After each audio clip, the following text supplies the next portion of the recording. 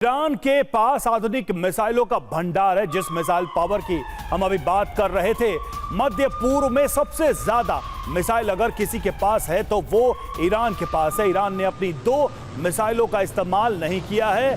Fars news के हवाले से खबर है तो मिसाइलों का एक जखीरा है ईरान के पास और यही उसकी सबसे बड़ी ताकत है इजराइल के खिलाफ।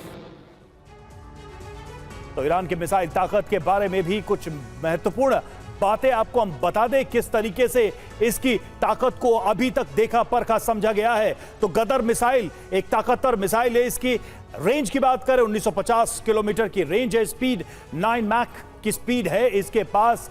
तो आप देखिए कि किस गति से कितनी दूरी तक की हमला कर सकता है। ये सारे इफेक्टिव इसलिए भी ये जानना बहुत जरूरी है कि जो ईरान का बॉर्डर है और जो इजराइल का बॉर्डर है उसमें लगभग 1000 किलोमीटर के आसपास का गैप है और इन सारी मिसाइलों के रेंज में इजराइल है। Fateh 2 missile range 1400 kilometre, speed Mach 5 और इस तरीके से ये मिसाइल भी इजराइल तक हिट करने में सक्षम है।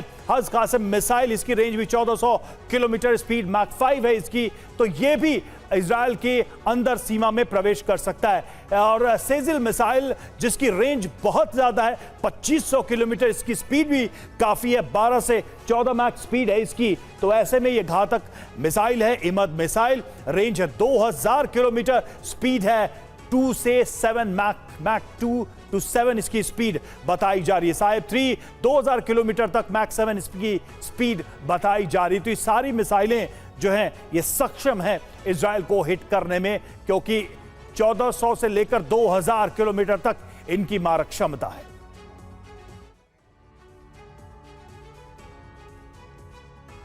तो देखिए, आपको इजराइल की उन जेरिको मिसाइलों के बारे में भी अब आपको बता देते हैं जो परमाणु बॉम्ब ले जाने में सक्षम है, क्योंकि ईरान की ताकत, ईरान के मिसाइल पावर के बारे में आपको रवि ने डिटेल में बताया है। इजरायली ताकत का नमूना देखिए। इजरायली जेरिको से न्यूक्लियर सुनामी लाई जा सकती है। जेरिको 1 वजन है इसका 6.5 टन, मारक क्षमता 500 किलोमीटर, पेलोड 1000 किलोग्राम का पेलोड ले जाने में यह सक्षम है। जेरिको 2 मारक क्षमता और भी ज्यादा, 1500 से 3500 kilometre, speed 10,000 kilometre per hour, payload 1000 kilo का, यह भी ले जाने में पूरी तरह से सक्षम। जेरिको 3 पहली इजरायली ICBM है, यानी इंटरकॉन्टिनेंटल बैलिस्टिक मिसाइल है।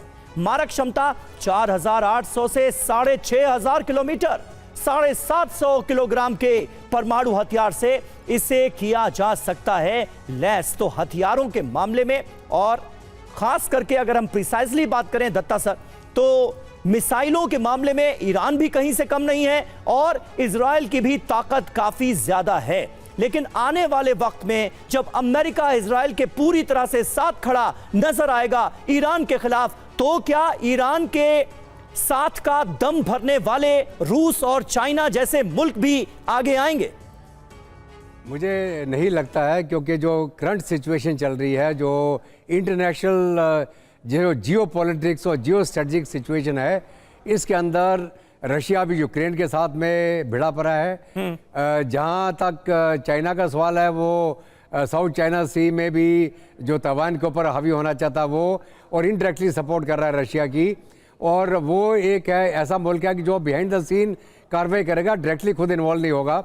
जैसे कि आपने देखा होगा जब ऑपरेशन सिंदूर के दौरान उसने बोला मैं पाकिस्तान के साथ हूँ, हथियार असला दे देगा लेकिन डायरेक्टली इन्वॉल्व नहीं होता है। तो अभी जहाँ तक मिसाइल कैपेबिलिटी का सवाल है, ईरान की मिसाइल कैपेबिलिटी बहुत उच्च दर्जे के है, इंटरनेशनल स्टैंडर्ड्स की है, और उनकी जो हाइपरसोनिक मिसाइल्स हैं उसका तोड़ नहीं है अभी।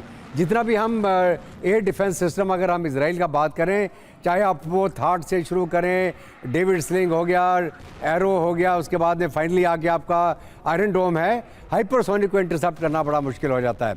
उसका एक ही तरीका, मतलब आप कुल मिलाकर सर ये कह रहे हैं कि ईरान को अपनी लड़ाई अकेले ही लड़नी पड़ेगी? वो होगी, अकेला लड़ेगा, और यहाँ जो हथियार असला मदद देगा उसको, रूस के पास क्षमता नहीं है, रूस अपने जंग लड़ रहा है, चाइना दे सकता है, नॉर्थ कोरिया दे सकता है। तो कहने का मतलब यह है कि जंग उसे खुद लड़नी पड़ेगी। और बूट्स ऑन ग्राउंड किसी के नहीं आने वाले हैं। ठीक है, टेक्नोलॉजी के अंदर है, रडार सिस्टम्स है, एंटी, वो थोड़ा मदद देंगे, टेक्निकल नो में मदद देंगे, लेकिन बूट्स ऑन ग्राउंड नहीं आएगा।